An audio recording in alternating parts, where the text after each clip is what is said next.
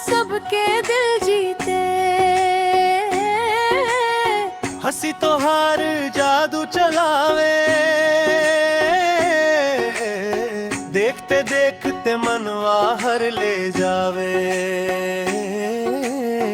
धीरे धीरे बढ़ल अपनापन, बन गईल प्यार के नया दास्तां।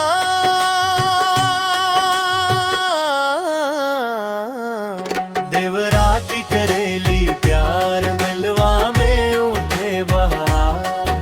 अखियां से अखियां मिले, बढ़े लागे इकरार। देवराती करेली प्यार, मन नवा हो गए बेकरार।